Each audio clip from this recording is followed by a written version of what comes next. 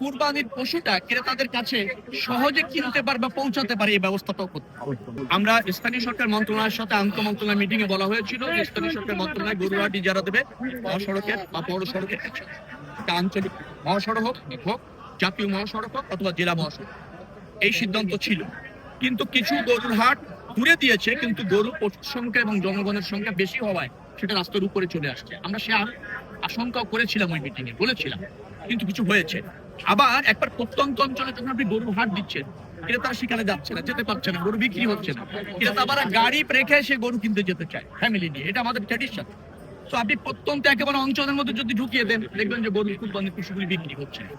আপনাকে মনে হবে যখন আপনি রাস্তায় চলছেন তখন মনে হচ্ছে রাস্তাটা স্মুথ থাকা, আপনি যখন আবার গরু কিনতে যাচ্ছেন তখন মনে হচ্ছে গরুর হাতটাই রাস্তার পাশে হলে ভালো হয়, তাহলে আমার এই কাদা টাড়িয়ে চিকুন রাস্তা দিয়ে আমার যাওয়া লাগছে। আলটিমেটলি ঈদ একটা ফেস্টিভ্যাল, আমাদের ঈদ যাত্রাটা নিরাপদ করতে হবে, পশু বিক্রিটাও ত্বরান্বিত করতে হবে। পাঞ্জাবের জগতে একটি বিশ্বস্ত নাম শাবাব এথনিক ওয়্যার, যার জন্য এই 4-5টা জিনিস যখন আমরা সমন্বয় করতে যাচ্ছি তখন কিছু কিছু জায়গায় ব্যর্থ হচ্ছে।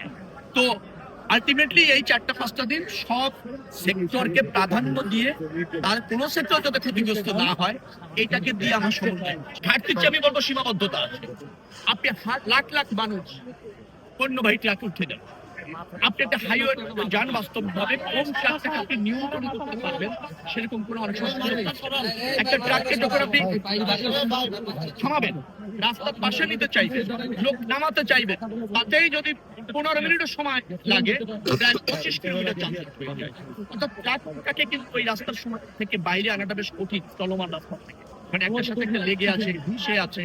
তো হাইওয়েতে এরকমের আছে। আর আমাদের আমি তো বললাম আপনাদের, আমাদের নাগরিকদের একটা টেন্ডেন্সি হচ্ছে সে পণ্যবাহী ট্রাকে উঠে যাবে, সে জীবনের নিরাপত্তা চিন্তা করছে। মানুষ যদি সচেতন না হয়, লাখ লাখ মানুষ না, আমি কোটি মানুষ, 1.5 কোটি মানুষ যখন যে কোনো পরিবহনে উঠে যেতে চায়, হাইওয়ে পুলিশ বলেন, মনিটরিং বলেন, তখন অনেক সময় এভাবে নির্দিষ্ট ভাবে তাদেরকে নিয়ন্ত্রণ করতে পারে।